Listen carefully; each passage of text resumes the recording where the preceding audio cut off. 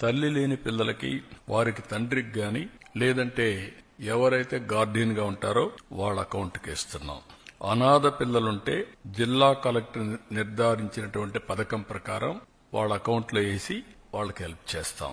Private unaided పాఠశాల ఉంటే 76,000 మందికి కూడా వర్తింపజేశాం.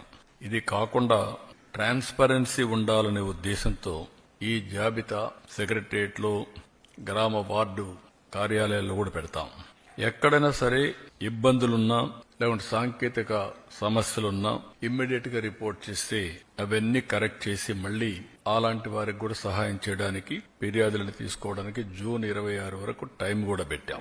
30వ తారీఖు తుది జాబితా పెట్టి అక్కడి నుంచి ఇవన్నీ కూడా అమలు చేస్తాం. ఇంకొక పక్కన ఇప్పుడు ఇచ్చింది 2 నుంచి 10వ తరగతి వరకు ఇంటర్మీడియట్ సెకండ్ ఇయర్ కి బీసీల్లో చూస్తే 29,82,000 మంది వస్తున్నారు. ఇంకొక పక్క ఎస్సీల్లో 11,76,000 మంది వస్తున్నారు. ఎస్టీలు 4,26,000 మంది వస్తున్నారు. మైనారిటీలు 66,500 వస్తున్నారు.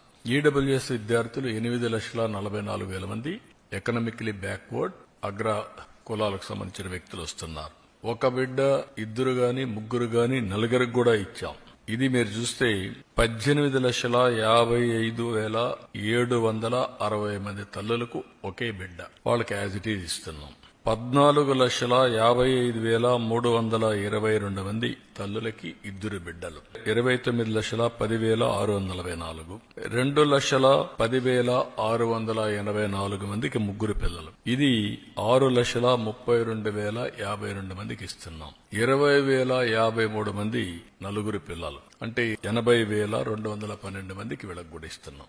ఏ మాట అయితే నేను చెప్పానో ఆ మాట ప్రకారం, ఒక పద్ధతి ప్రకారం, ఒక మాటలో చెప్పాలంటే ఇది ఒక పాపులేషన్ మేనేజ్మెంట్ కి ఒక ముందడుగు.